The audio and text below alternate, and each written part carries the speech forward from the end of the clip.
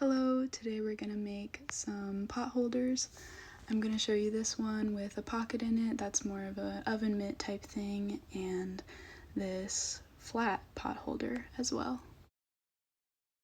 So here I just used an old skirt I had laying around, but you can use any clothes you have. And we're just gonna cut two slightly different squares.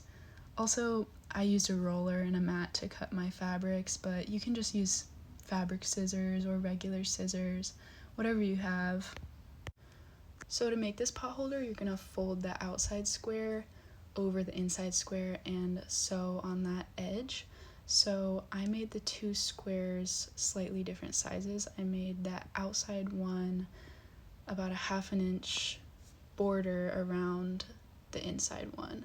And just make sure when you cut it that the outside of the fabric is facing outside, so it's going to show when you sew them together.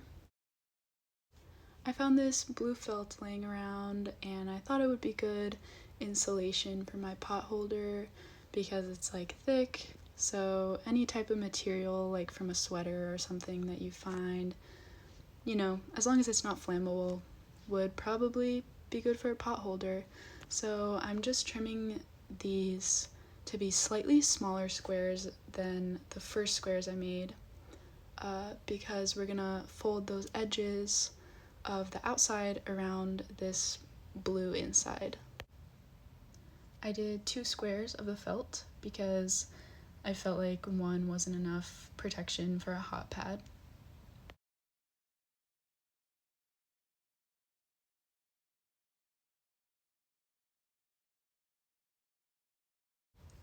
So now I have both of the inside insulation trimmed how I like it, and I'm just putting it inside the other squares, making sure that the smaller square is on top, and folding it over just to make sure that I like all my edges and stuff.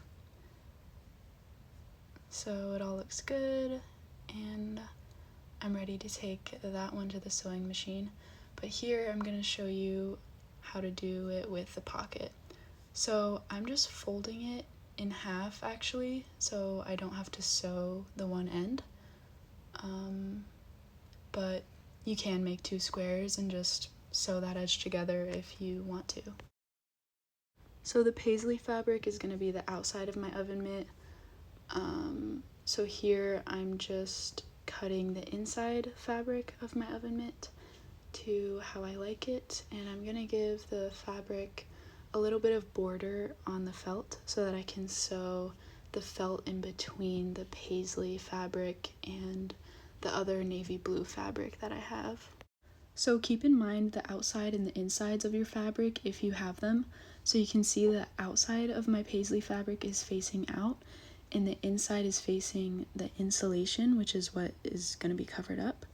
So you're sewing all these edges I'm pointing to, except for the one opposite to the fold. You're just gonna sew it like that right there and not all the way together. Okay, so now for the flat pot holder, you make sure to put the smaller square facing upwards and the larger square facing downwards, and you fold the longer edge over the felt and the smaller square, and you're just going to sew that edge down like I'm doing here, and you're just going to do that on every single edge. So here I'm just trimming, making sure that it's all trim, and if anything's too big or you don't like that the inside when you fold it, it shows, sometimes that happened to me, but I just trimmed the inside square to make it not show, and you can just do it how you like it. If you have a plain pattern and you think it would look good to add like, you know, zigzag sewing, that would be cute. You can just get creative and make it how you like. So here's the finished pot holder. It's so cute. Another optional step, only if you're not using it for a pot holder, is to put fray check on the edges so that it doesn't fray. Fray check is flammable, so only use it if you're not going to be using it on anything hot.